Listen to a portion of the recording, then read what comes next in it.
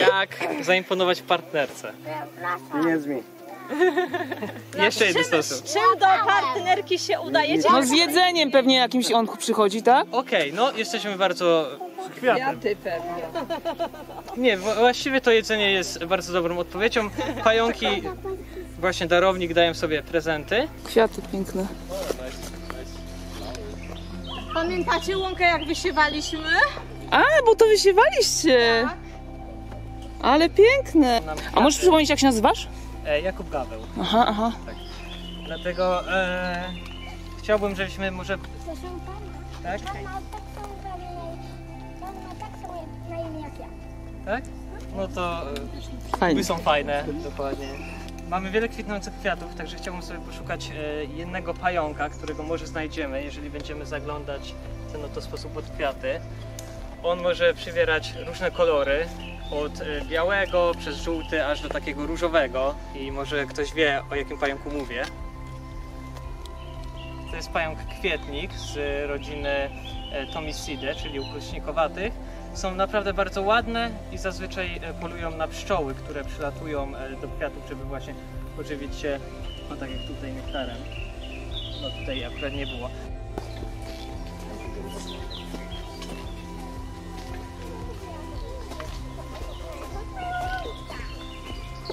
Przede wszystkim chciałem spytać, bo mamy spacer arachnologiczny, czym w ogóle jest arachnologia? Wiedza o pająkach? Nauka o pająkach, a tylko o pająkach? Nie. O pajęczakach, dokładnie. Oczywiście, I oczywiście o skorpionach. tak, bo skorpiony to są pajęczaki, dokładnie tak. No polska nazwa jest myląca, oczywiście pochodzi z Greki, gdzie mieliśmy mit, może ktoś kojarzy, o Arachnę.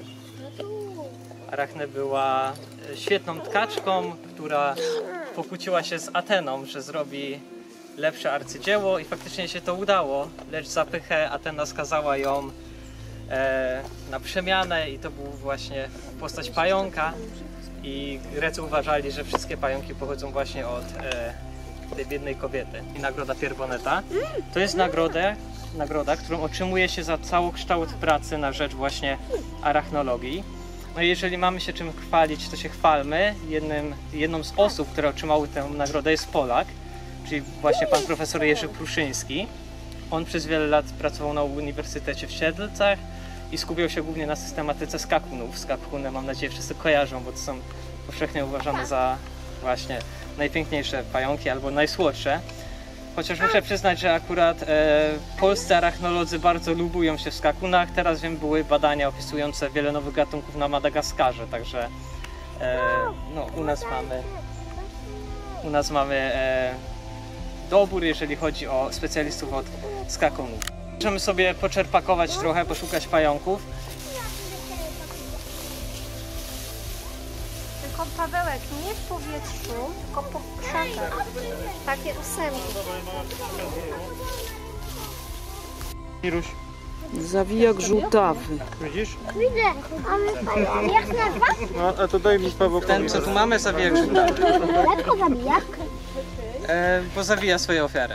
Żółtawy, które są Osno. w dwóch pozostałych moczówkach, to Osno jest rodzina wilkowate. omatnikowata. A jak długo taki pająk może być bez powietrza? Pająki ogólnie oddychają płucotchawkami, więc tyle powietrza, ile jest A on ma dużo powietrza tutaj, to jest dla niego tutaj, przecież tak. dużo. To jest dla niego wystarczająco na naprawdę długi czas. Rozwinięte kądziołki przędne, czyli struktury służące właśnie do wytwarzania sieci.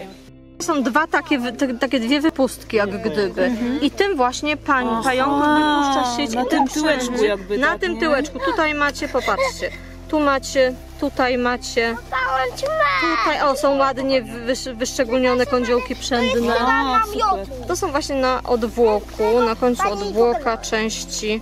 O, ten ma schowane akurat, ale tutaj wypustka wystaje, także to są, o tutaj macie tak samo kądziołek przędny. Tutaj To są twoje pająki, jeszcze To powiem, są- bo nagrywam, że to to są są moje- Agnieszki pająki. Łapałem Tutaj jest ci mę. kądziołek przędny. A mogę coś pokazać? W ciąży jest, tak? No to nie jest ciąża, ale moja tak, na sobie. A, jajka ma ma. kokon przyklejony do swojego odwłoka. Chodź Paweł. Ona tak z tym chodzi długo? Czy nie złoży tego gdzieś? Póki się nie wyklują, a Popatrzcie. potem nosi wyklute pająki często na swoim odwłoku. Zaraz ci pan pokaże, bo pan... To jest pająk może z rodziny Lycosidae, czyli pogońcowatych.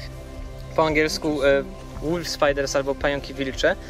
To jest właśnie dla nich bardzo charakterystyczne, chociaż no, oczywiście nie tylko dla tych pająków, że przylepiają sobie kokon właśnie do odwłoka. To będzie rodzaj trochosa, natomiast pająki z tej rodziny są bardzo trudne lub wręcz niemożliwe do oznaczenia w terenie. Obserwowano takie sytuacje, stracą na przykład kokon, często adaptują sobie kamyk, ponieważ ten instynkt macierzyński jest u nich tak silny. A jak się to nazywa, co go tu trzymam, ten z długimi nogami? Szczękoczułkami, tak? No, nie, jak Kwadratnik. to jest kwadratnik, tak? Kwadratnik. Natomiast mamy, nie w Polsce niestety, ale są gatunki pająków, które specjalizują się w polowaniu na bezkręgowce wodne i one żyją sobie w muszlach. Kiedy przychodzi odpływ, no to normalnie polują sobie na bezkręgowce, które tam gdzieś zostały wyrzucone na mieliznę. Natomiast kiedy zbliża się przypływ, robią oprzęt, który zamyka wejście do muszli. Tworzy się pewna komora powietrzna i one potrafią przeżyć zanurzone pod wodą nawet do 2 tygodni w takich oprzętach. Kiedy woda ponownie opada, pająki sobie wychodzą i dalej polują. Natomiast klejnotniki tworzą sobie na początku sieć, która wygląda bardzo podobnie do sieci krzyżaków. A jak wygląda sieć krzyżaków? Takie ma te, jak to nazwać? Taka prosta, taka okrągła i takie ma... Zorientowana pionowo. Natomiast klejnotniki robią sobie coś jeszcze takiego, że jak mamy sieć zorientowaną pionowo, przyczepiają sobie linkę pomocniczą i naciągają tą sieć i siedzą na tej lince. Kiedy widzą, że przelatuje owad, przecinają linkę i cała sieć wyszczeliwuje do przodu, oplatając na przykład jakąś muchę i wraca w swoją pozycję. Także to jest jeden z naprawdę najbardziej spektakularnych sposobów polowania, jeżeli chodzi o pająki. Zobaczysz, pan wyciąga tego dużego pajączka, co znaleźliśmy. Stracił nogę. Ojej, znowu. Straciła, no ale nic. Darownik. Tak, darownik przeciwny. Darownik przeciwny. Przedziwny. Przedziwny, Tak. przedziwny, darownik Dokładnie. przedziwny. Fajny, no super, ten jest taki duży, że może będzie coś widać z tym. Rodzina darownikowate. Możemy sobie go przesłać. Coś o nim jeszcze powiesz? Tak.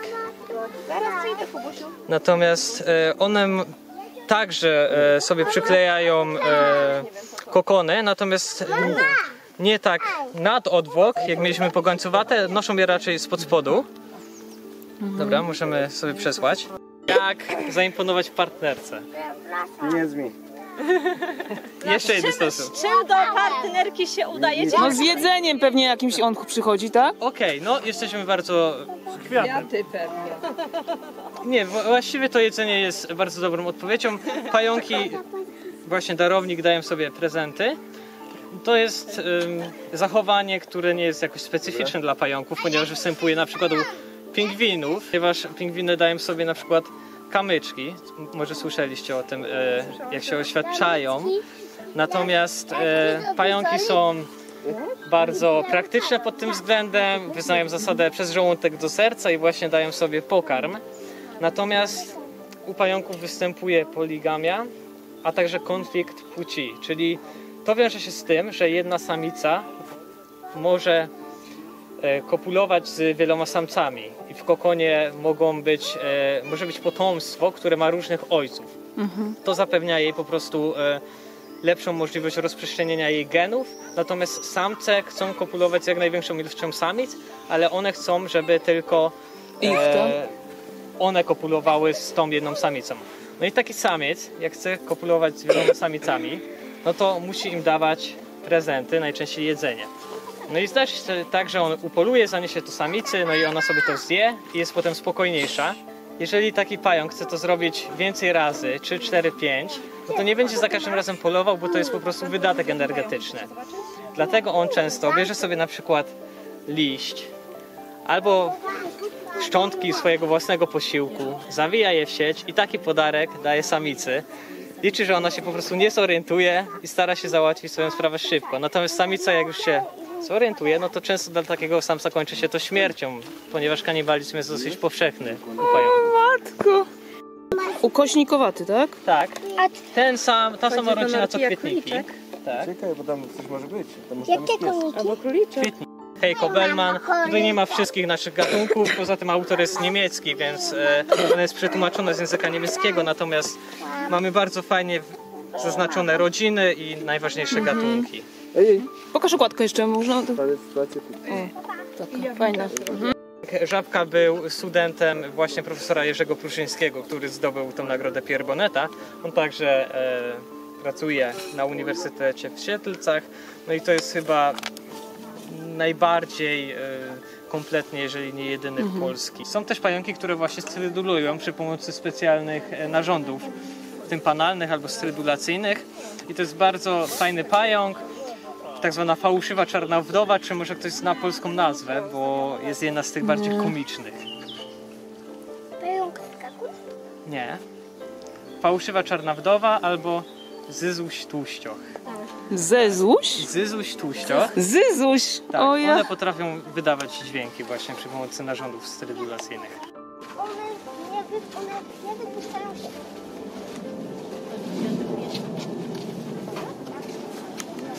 Tutaj sporo wylinek, co świadczy o tym, że też jest sporo dzieciaków. Tu masz wylinki. No, jeden z dzieciaków sobie tu spacerował, on był tu gdzieś na górze. Również lubią straszyć latającymi pająkami. Bo dla niektórych powiedzmy nie ma większego koszmaru jak to, gdy pająki jeszcze zaczęły latać. Natomiast to jest zjawisko, które my bardzo dobrze znamy i nazywa się babie lato. Na czym polega babie lato? Aha, rzeczywiście, sieci. Puszczają sieć i przelatują z wiatrem. O to chodzi? Tak, dokładnie. To po prostu pomaga im się rozprzestrzeniać, ponieważ pająk przyjmuje taką specjalną pozycję, produkuje tą sieć i kiedy ona jest wystarczająco długa, no to porywa tego pająka i pomaga mu się rozprzestrzenić. To pomaga w tym, żeby nie było depresji wschodniej, czyli po prostu bracie nie mieszały się z siostrami swoimi. Aha. Dochodzi także do takiej sytuacji, że na przykład atypusy, czyli gryziele, które może ktoś wie, gdzie mamy w Krakowie, Nie.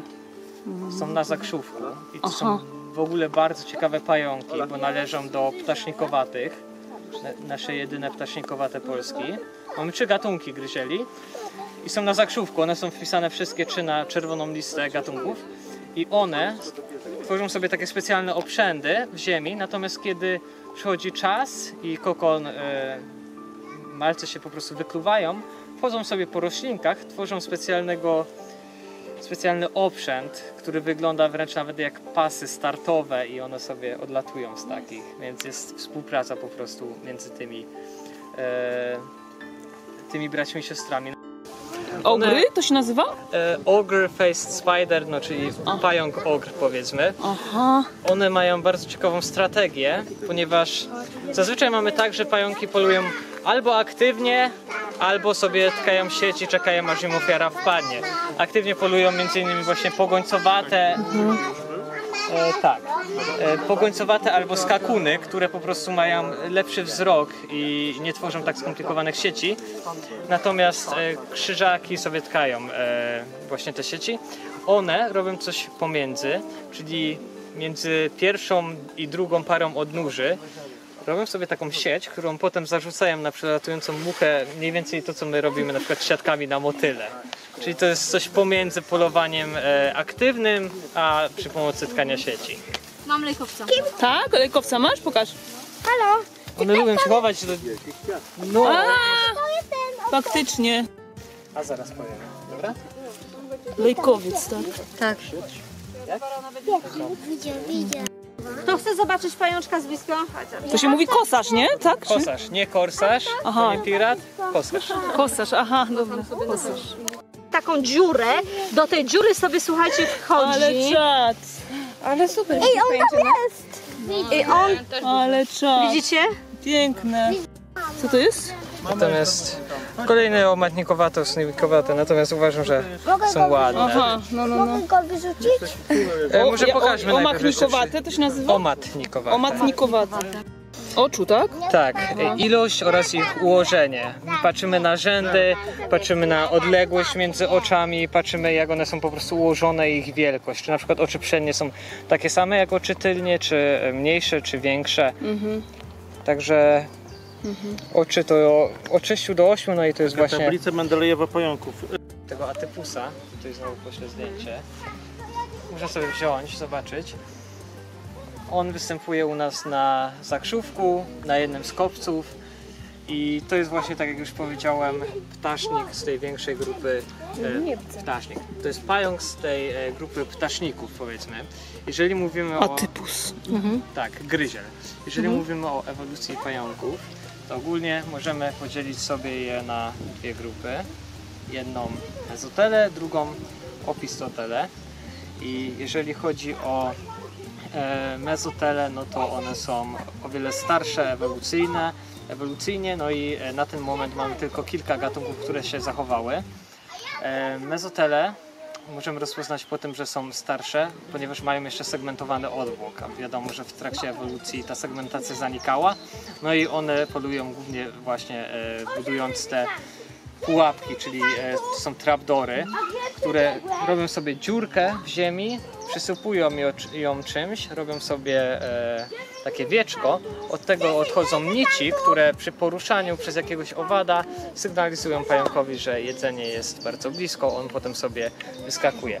Mezotele znaczy po prostu dosłownie środkowy sutek, ponieważ one też mają gruczoły położone nie tak jak nasze obecnie wszędobylskie pająki na końcu odwłoka, tylko raczej po jego pośrodku. Drugą grupą są właśnie te późniejsze opistotele, które mają te gruczoły na końcu odwłoka, przepraszam, i one dzielą się właśnie na mygalomorfę, czyli ptaszniki, które ponownie są starsze ewolucyjne, oraz araneomorfę, czyli tak zwane pająki właściwe, na których my się zwykle tutaj skupiamy po prostu, ponieważ one też częściej występują w naszej strefie klimatycznej. Gatunek, bo to jest park narodowy. Aha, A tu macie przepiękne właśnie stanowisko skrzyp. super, nie, no normalnie